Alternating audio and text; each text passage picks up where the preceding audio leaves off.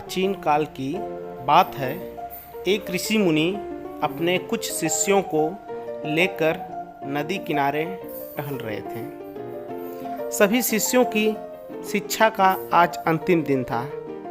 सभी शिष्यगण खुश थे क्योंकि बहुत से वर्ष गुरुकुल में बिताने के बाद आज अंततः घर जाने का मौका था। ऋषि आचार्य अपने शिष्यों से कुछ कह रहे थे कि आज आपकी शिक्षा का अंतिम दिन है, तो मैं चाहता हूँ कि आप सभी विद्यार्थियों की एक अंतिम परीक्षा ले ली जाए। तो क्या आप सभी शिष्य तैयार हैं? सभी शिष्य हामी भरते हैं और कहते हैं कि हाँ, हम सब तैयार हैं। गुरुवर, आप हमारी परीक्षा लीजिए। ऋषि कहते हैं कि आप सभी विद्यार्थी ध्यानपूर्वक सुने। ये जो सामने नदी प्रवाहित हो रही है, इसमें से आपको जल भरकर लाना है और गुरुकुल की सफाई करना है। यह सुनकर शिष्य थोड़े अचंभित हुए और आचार्य से पूछने लगे कि गुरुवर, इसमें हमारी परीक्षा कहाँ है? क्योंकि इस कार्य में तो गुरुकुल की सफाई करना है, तो भला इसमें परीक्षा कैसी? तब आचार्य ऋषि ने कहा कि ध्यान रहे, एक कार्य इतना भी आसान नहीं है जितना आसान आप इसे समझ रहे हैं। क्योंकि आपको जो जल भर कर लाना है उसमें किसी पात्र का उपयोग नहीं करना है, बल्कि एक बांस की टोकरी का उपयोग करके जल भरना है। यही आप सभी की अंतिम परीक्षा है। और एक और बात, जो विद्यार्थी इस परीक्षा में सफल होता है वह मेरा श्रेष्ठ शिष्य होगा। तो चलो अब अपनी परीक्षा आरंभ करो। सभी शिष्यगण यह परीक्षा सुन के चिंतित और परेशान होने लगे कि इस परीक्षा में कैसे सफल हो। सभी ने अपनी तरफ से पूरी कोशिश की, किंतु सारे असफल हो रहे थे।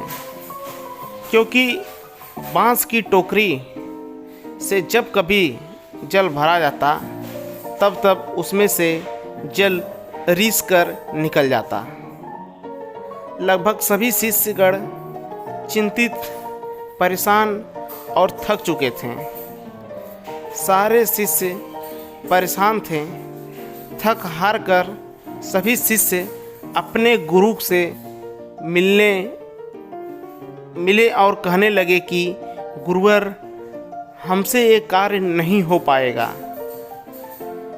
यह परीक्षा तो असंभव सी नज़र आ रही है। हम आपसे क्षमा मांगते हैं। हम आपकी इस परीक्षा में असफल हुए।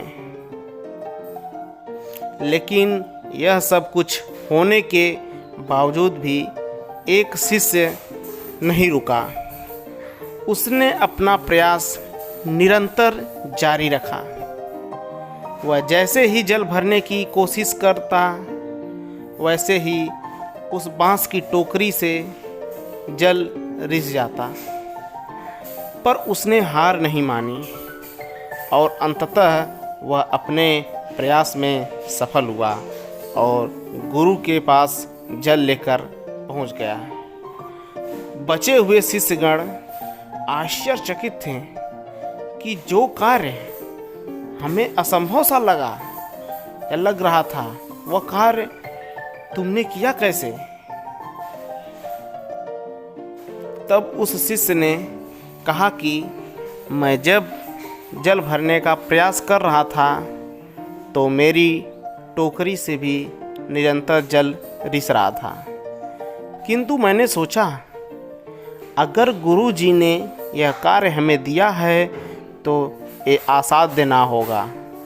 इस कार्य को किया जाना जरूर संभव है।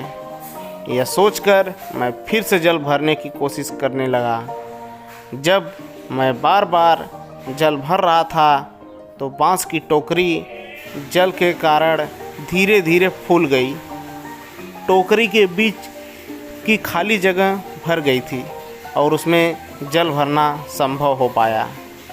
यह सुनकर आचार्य ऋषि बहुत प्रसन्न हुए और उस विद्यार्थी को अपना सबसे प्रिय विद्यार्थी घोषित किया और सभी बचे हुए शिष्यों से कहा कि इस घटना से हमें क्या शिक्षा मिलती है।